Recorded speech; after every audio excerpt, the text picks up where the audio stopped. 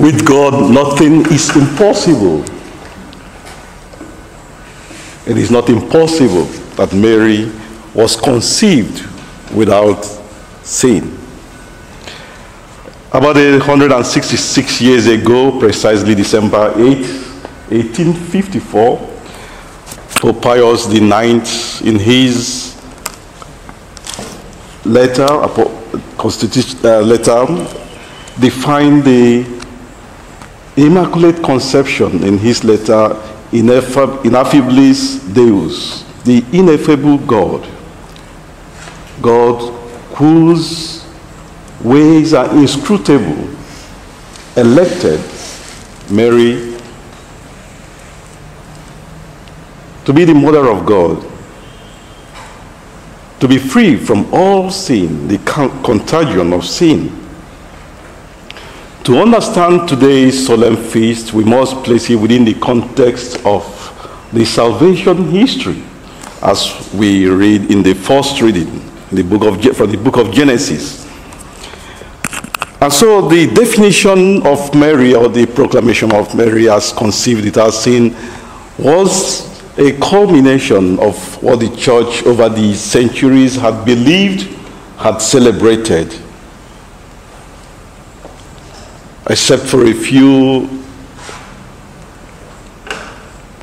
thinkers, including our own brother, Thomas Aquinas, who doubted the Immaculate Conception. The church over the years, over the centuries, had believed that Mary was conceived without sin. And the best thoughts or theological thoughts of the father of the church that helps us to understand today's celebration is Irenaeus, who, following the theology of Justin Martyr in the doctrine, in the idea of Mary as the new Eve, but particularly in his own theology of recapitulation, sets the basis, the framework for understanding the role of Mary. And what is the theology of recapitulation? Anakephalosis in Greek. He speaks of the anakephalosis could be understood in two senses. In the senses of summation, everything being summed up. And also in the second sense of everything flowing from the beginning, a restarting, a new start. So in these two senses, he uses that idea. But first, for the person of Christ, Christ as the new Adam that sums up the whole of humanity. But also, Christ as the new Adam that begins a new generation of humanity. So in that sense, Irenaeus uses that. But we see Irenaeus also use an analogical parallel when it comes to Mary. Just as he refers to Jesus as the new Adam, he, following Justin Martyr, speaks of Mary as the new Eve. And so we see in today's celebration, God who begins all afresh, who recreates everything afresh, beginning with Christ and with Mary. And so if God who from the beginning had destined us to be holy and sinless, he starts a new generation of creation with Jesus, the new Adam, and with Mary. And so it's logical, it makes sense therefore that Mary should, at the source, as that pristine source, the pristine source of a new creation is to be without sin. Otherwise, it's no more a new creation. And so that's the theological basis. And like I said, Irenaeus offers us that theological framework for understanding today's celebration.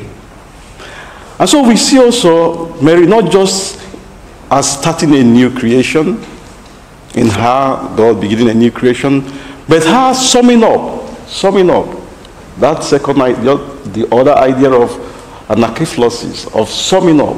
We see her summing up that initial, what Paul in the letter to the Ephesians says this morning, that he has chosen us before the foundation of the world to be holy and blameless before him.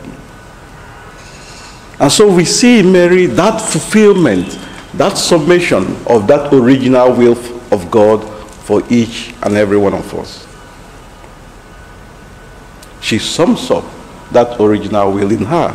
And that is why we look up to her, the church, as a model to which we all aspire, both as individual and as a community of believers. And that's why she is a model, the perfect model to which each of us aspires. She sums up the image of that church which Paul in letter to the Colossians says wants to present to God or to Christ pure and stainless.